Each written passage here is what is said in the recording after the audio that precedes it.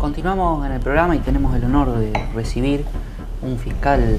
que su trayectoria, la verdad que es muy importante, una persona que ha concursado todas las instancias para llegar a ser lo que es hoy, Martín Suárez Faisal. Muchas gracias, doctor, por venir. Gracias muy a ustedes. Generoso de venir. Gracias a ustedes por la invitación, Maxi y Germán. Leíamos un informe de la Universidad Católica Argentina donde hablaba de narcotráfico y menudeo y decía, aumentó un 50% la cantidad de gente que percibe que se vende droga en su barrio. Entendía el concepto percibe como que la ve, la mira, lo reconoce. ¿Cuál es el análisis que hacen ustedes de este tipo de encuestas o investigaciones? Bueno, en realidad también, igual que ustedes, leí el informe de la Universidad Católica Argentina que salió publicado en distintos medios y no lo conozco en profundidad desde el punto de vista científico, a ver cuál es el estudio que ellos hicieron, pero lo que sí puede verse es el incremento exponencial de la cantidad de causas en los últimos años, de la cantidad de causas por delitos de lo que se conoce como el narcomenudeo, es decir, delitos de narcotráfico, pero de baja escala. En general, vendedores barriales o en la modalidad de los denominados kioscos o búnker, y también una nueva modalidad del narcomenudeo que resulta ser el delivery de las sustancias, es decir, que la transacción se realiza vía teléfono, vía mensaje de texto, y después hay alguna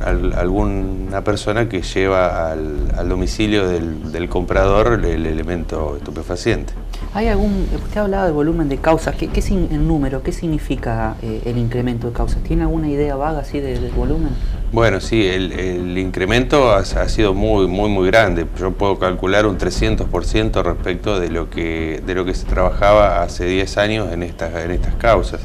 Incluso también ha crecido el número la cantidad de estupefacientes que se secuestran. Antes los secuestros siempre eran de menor entidad y en la actualidad encontrar 1 kilo de marihuana o medio kilo de cocaína resulta ser una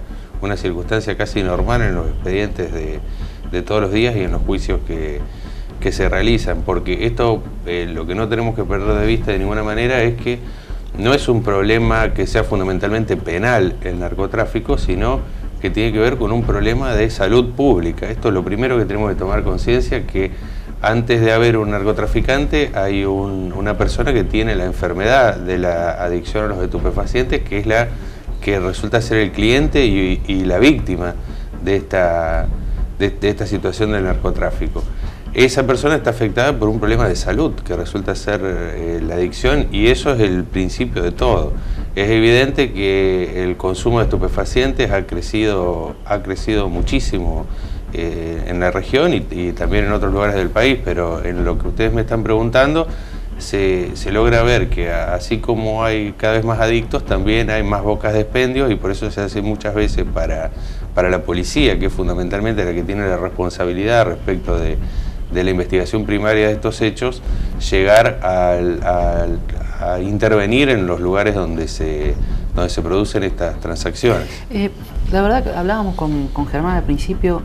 ¿cuándo la cantidad de droga encontrada en el poder de una persona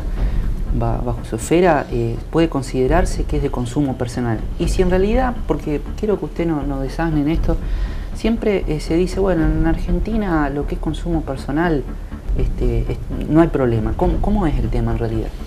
Bueno, la ley no establece, como sí lo establecen otras legislaciones, por ejemplo las normas de estupefacientes en Estados Unidos,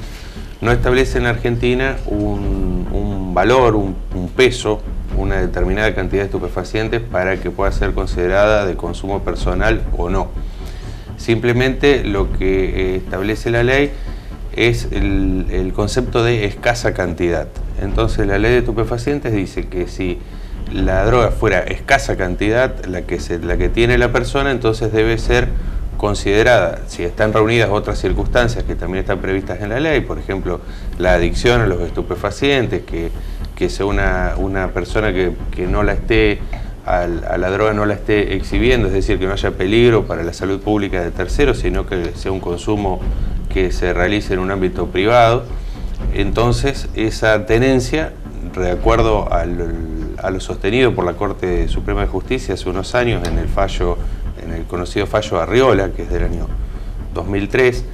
entonces la jurisprudencia ha dicho que esa tenencia de escasa cantidad y que las demás circunstancias que rodearon los hechos indican que es para consumo personal, no es punible, es decir, no puede ser perseguida penalmente por el Estado, porque ya deja de ser un problema de salud pública en ese caso y pasa a ser un problema de la salud propia de la persona que está consumiendo el estupefaciente, es decir, está dentro de su esfera de privacidad y por lo tanto el derecho debe protegerla y no penarla a esa esfera, a esos actos que se realizan en una esfera de privacidad. Ahora bien, si la tenencia para consumo personal se realiza en un ámbito público, por ejemplo, si un canal de televisión, una plaza, un estadio de fútbol, entonces el tema deja de ser una cuestión propia de la esfera de privacidad de la persona y pasa a reunir características que hacen que tengan que ver con la salud pública y ya se encuentren posiblemente o potencialmente vulnerados algunos derechos de terceras personas. ¿Sabés qué interesante lo que estás diciendo, Germán? Porque me doy cuenta, escuchando al doctor, a veces la política como enfoca mal sus medidas, lo mejor, sí. Porque está hablando de salud pública, o sea, dice lo más importante es la salud pública. Está claro. Doctor, voy a apelar a su capacidad docente en este caso. ¿Nos puede explicar qué es el delito de trata de personas y por qué se persigue tan fuertemente desde el Estado este tipo de delito? Bueno, el delito de trata de personas es una cuestión que, si bien siempre existió en la realidad social, en los últimos años ha cobrado especial relevancia, especialmente a través de la firma del Protocolo de Palermo,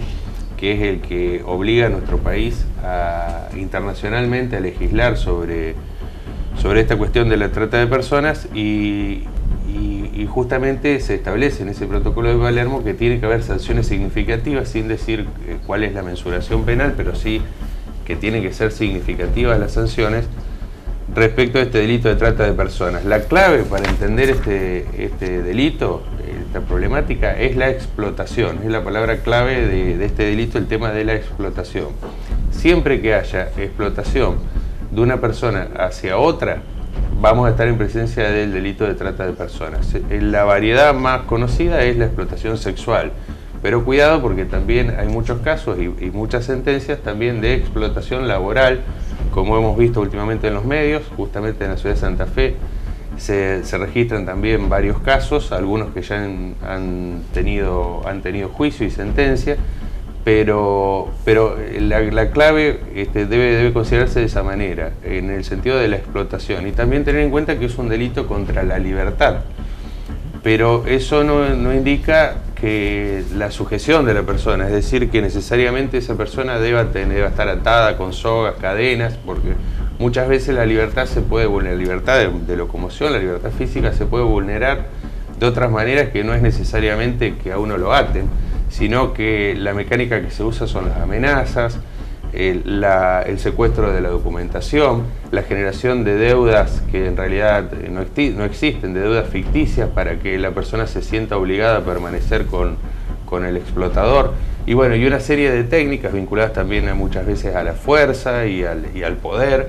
y el abuso de situaciones de vulnerabilidad de estas personas que resultan víctimas del delito de trata de personas, que hacen que justamente se esté vulnerando la libertad de la persona para lograr que se consume esa explotación sexual o laboral que enriquece al tratante desde el punto de vista económico. Lo interesante sería saber, doctor, en general, en la Fiscalía del país se encuentran que hay vinculación entre el narcotráfico y la trata, si son delitos que muchas veces trabajan juntos. Bueno, muchas veces escuchamos que junto con el tráfico de armas, el delito de trata de personas y el narcotráfico figuran en las escalas económicas de la delincuencia internacional, porque eso es lo que comparten en común, que siempre tienen como como característica una referencia a la delincuencia organizada transnacional, porque por más que se den fenómenos locales, siempre hay una vinculación de las organizaciones con fenómenos transnacionales, ineludiblemente interprovinciales, pero muchas veces también internacionales. Esto hace que muchas veces las organizaciones criminales encuentren similitudes en su organización respecto de dedicarse al delito del narcotráfico o al delito de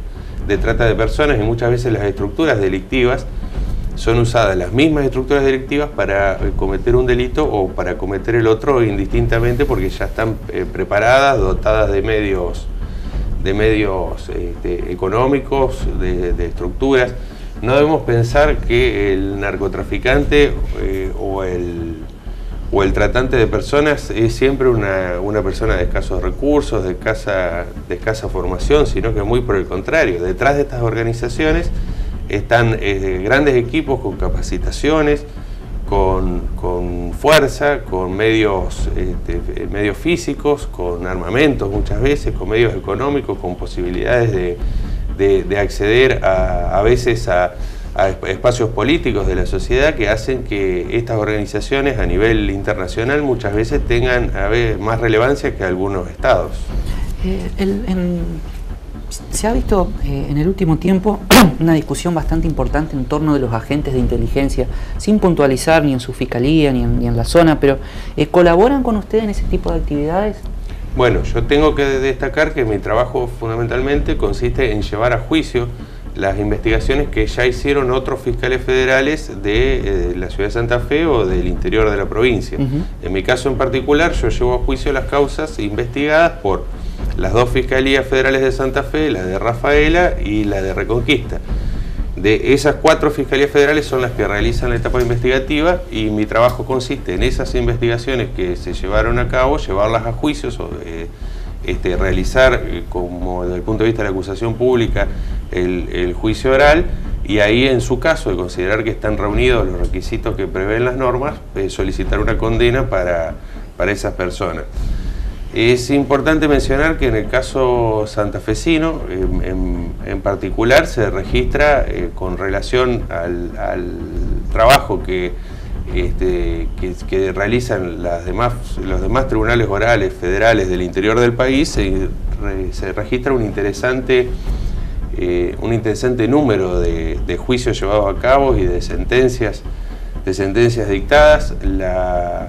Las últimas estadísticas muestran que el Tribunal Oral Federal de Santa Fe registra un 287% más de sentencias que el promedio nacional,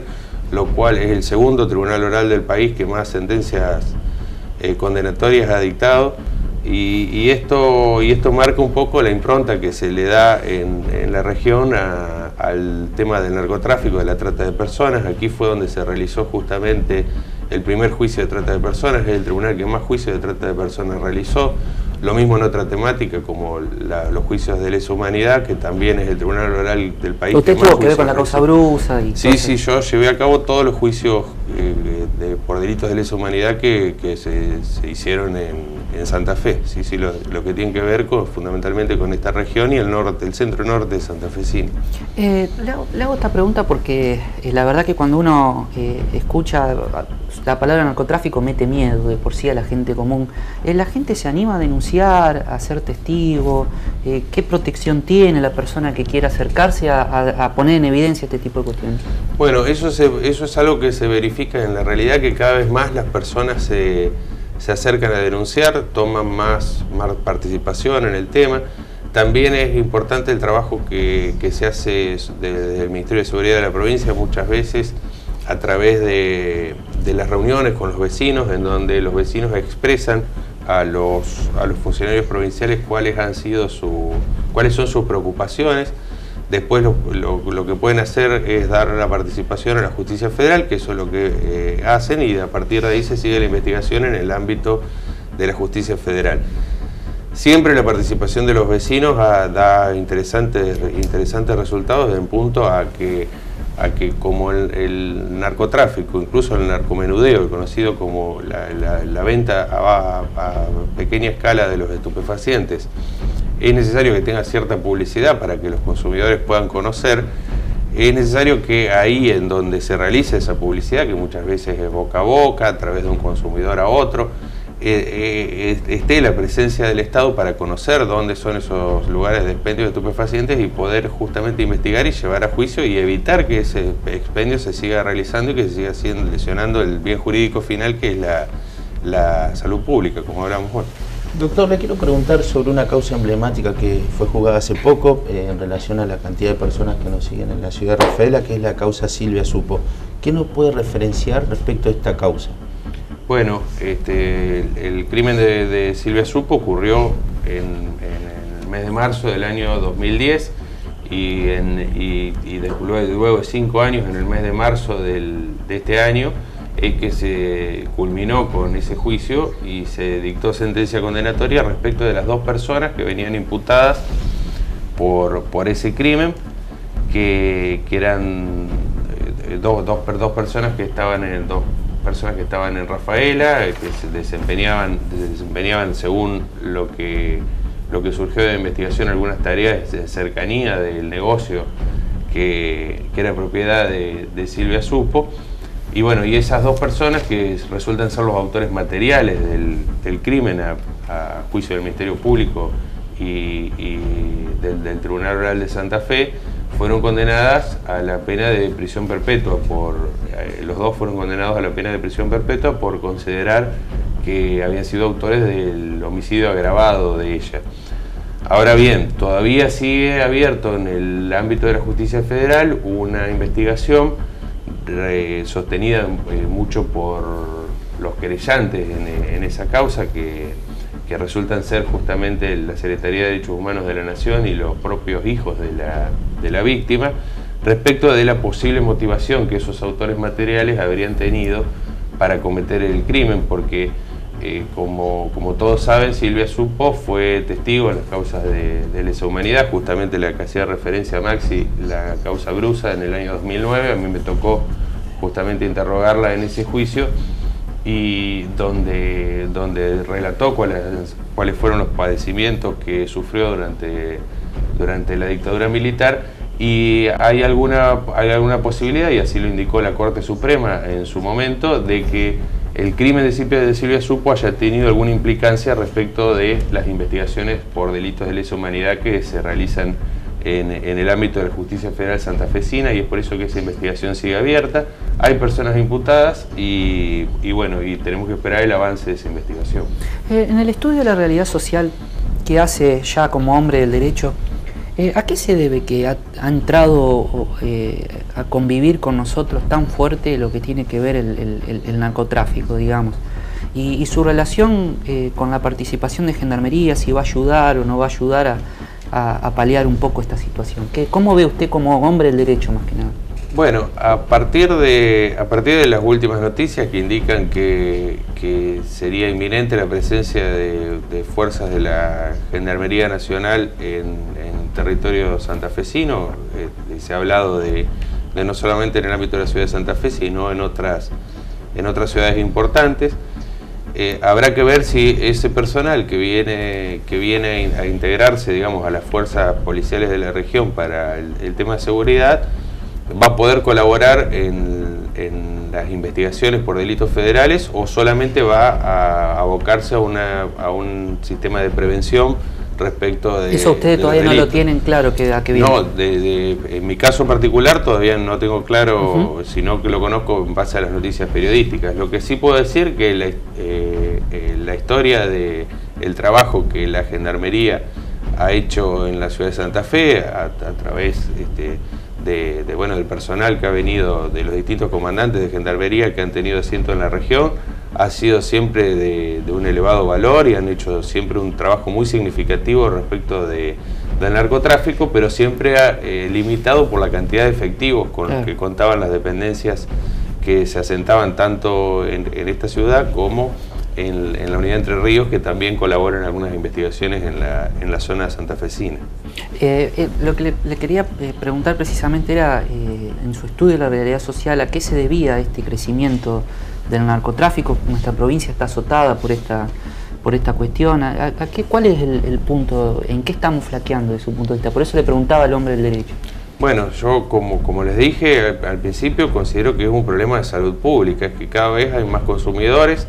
Ya estaría especulando respecto de cuál es el origen de que haya más consumidores, pero supongo que tiene que ver muchas veces con el tema educativo, con la falta de oportunidades, con la sensación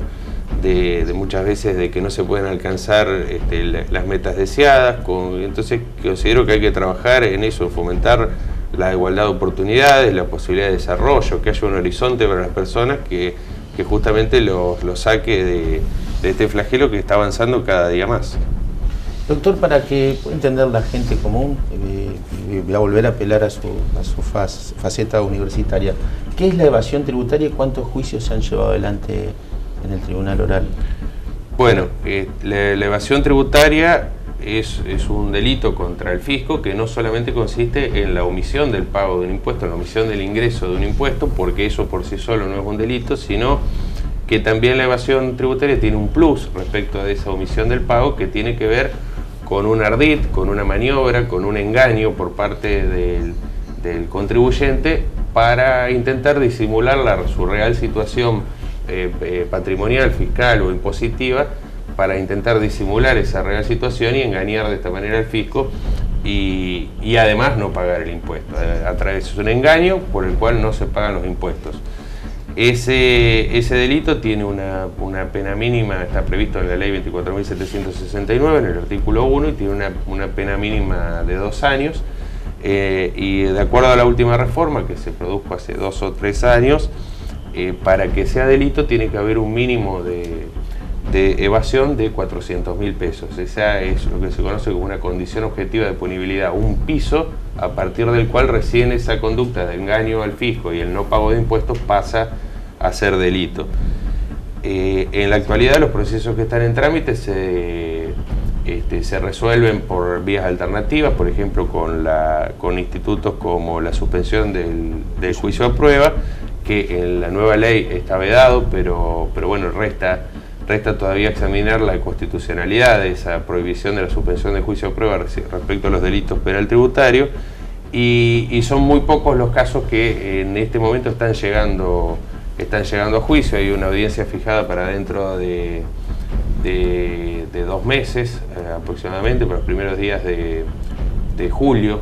de este año, respecto de un delito, pero que ya tiene que ver con una evasión agravada, es decir, una evasión muy significativa, y que en ese caso concreto, por ejemplo, el mínimo de la pena no permite que la misma sea dejada en suspenso, porque es una evasión agravada que parte de 3 años y 6 meses de prisión, el mínimo de la pena. Ahí en esa causa interviene como querellante también la Administración Federal de Ingresos Públicos. Es una causa que ya viene siendo tramitada hace bastante tiempo y que va a tener, creo que es el 6 de julio, va a tener su primera audiencia. Doctor, le agradezco muchísimo que haya venido. Sabemos que está apretado por el tiempo, pero tuvo la generosidad de venir y contarnos todas estas cosas. A lo